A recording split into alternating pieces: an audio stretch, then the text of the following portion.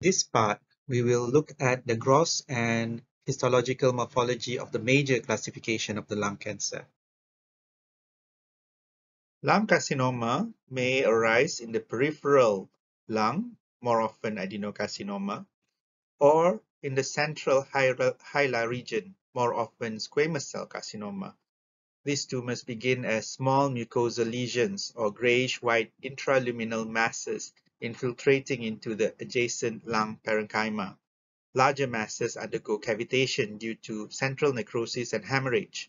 Finally, the tumor invade into the pleural cavity and the chest wall and spread to adjacent intrathoracic structures or distant spread via lymphatics or hematogenous spread. We look at one of the precursor lesion, atypical adenomatous hyperplasia. This is a small lesion of less than 5 mm, and it's characterized by dysplastic pneumocytes lining the alveolar wall.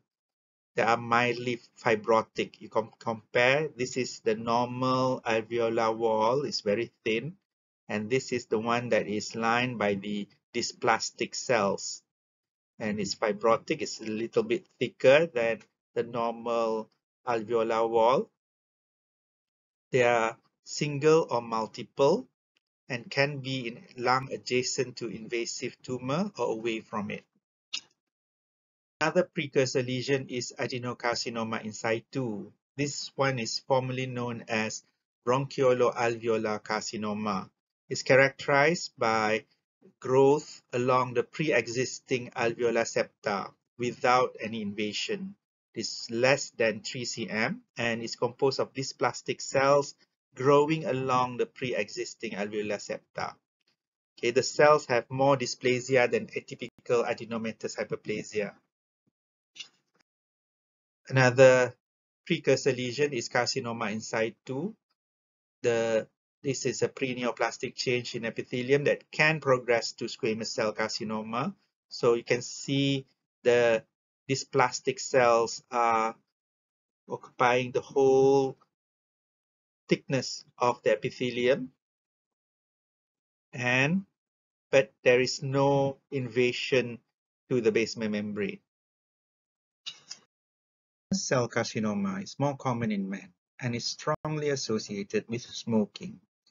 They are often preceded for years by squamous metaplasia or dysplasia in the bronchial epithelium, which then transforms to carcinoma in situ and progress to squamous cell carcinoma. They usually present as a hilar tumor, and they are usually larger than other types at the time of diagnosis. It may obstruct the lumen of the major bronchus. It's like this one, that can produce obstructive pneumonitis or atelectasis. They have a tendency for central necrosis and cavitation, just like in this picture.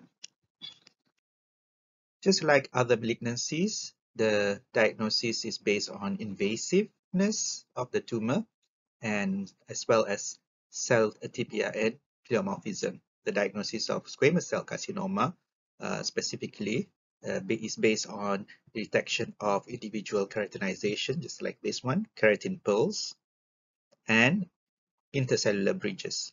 It can be graded into well-differentiated, moderately differentiated, and poorly differentiated. Diagnosis is sometimes on cytological specimen. This is a sputum specimen that shows this orange staining keratinized squamous cells. Yeah. This is the atypical cells, yeah, with prominent hyperchromatic nuclei. So this is diagnosed on cytology. Adenocarcinoma is the most common form of lung cancer in women and men, and also the most common form of lung cancer in non-smokers. They grow more slowly than squamous cell carcinomas, but tend to metastasize widely and earlier. Peripheral adenocarcinomas with small central invasive component is associated with peripheral scarring. Grossly, they occur more at the peripheral part of the lung, like this one. About 65% are located peripherally. 77% involve visceral pleura, and the lesions tend to be smaller than squamous cell carcinoma, and cavitation is unusual. Just like any other adenocarcinoma, there would be malignant epithelial tumor with glandular differentiation or mucin production. There are various patterns: acinar, lapidic, papillary, and solid with mucin formation. And they are also graded as well differentiated, moderately differentiated, and poorly differentiated adenocarcinoma. It can also be diagnosed using cytological specimen like the sputum. So this is adenocarcinoma. You can see that there is an attempt to form a gland formation here. And so this is how we diagnose adenocarcinoma on cytological specimen. Large cell carcinoma are pleomorphic malignant epithelial tumors without definite evidence of either squamous or glandular differentiation. So they are poorly differentiated or undifferentiated pulmonary carcinomas.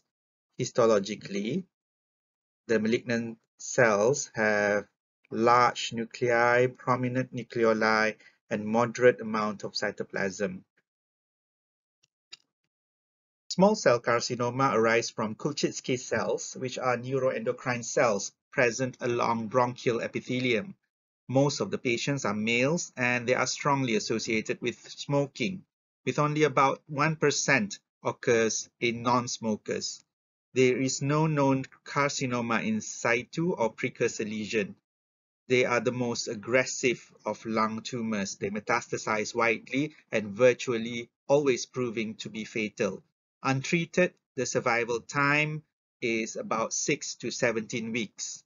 Grossly, they show this white, tan, friable lesion with extensive necrosis, and they grow along the segmental bronchi.